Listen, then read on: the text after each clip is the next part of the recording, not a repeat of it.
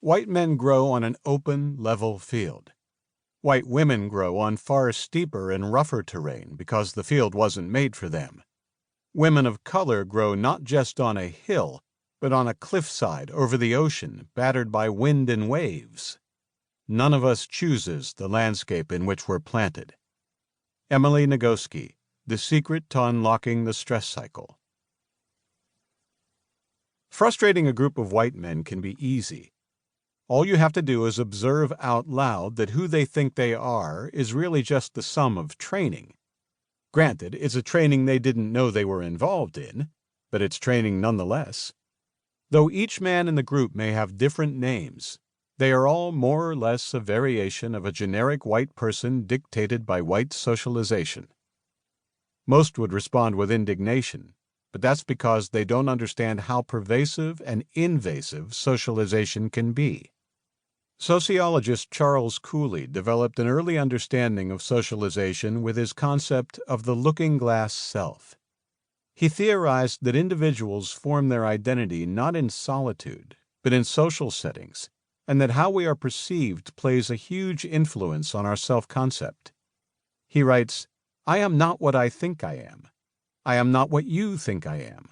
I am what I think you think I am." This is the process of socialization. It's hard for whites to see our socialization because we are the dominant group. Everywhere we look, we see ourselves mirrored back so that we can't see the contrast between us and others.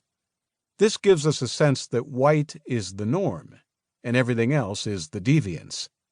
We're like the Greenwich Mean Time of race, we think. And for white men, there's even more of a world created in our own image, not by God, by other white men. We see ourselves as presidents, as pictures on currency, as movie heroes defeating the bad guy who is often easily distinguishable because he's other than a white man. We are swimming in white socialization like fish who do not know they're breathing water. Part of what keeps it in place is its invisibility to us. And we don't want to get out.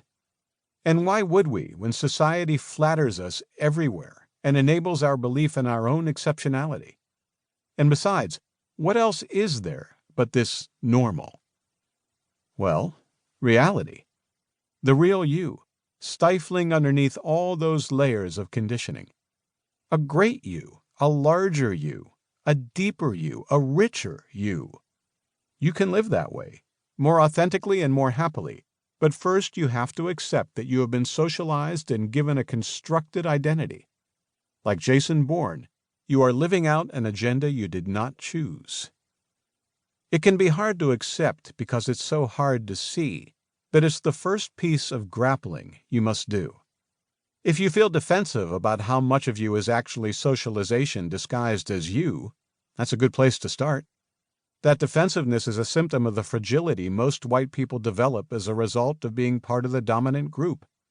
It rears up because our culture preaches rugged individualism and self-determination and lets us tell ourselves we are independent of socialization. In fact, you have been deeply shaped by socialization.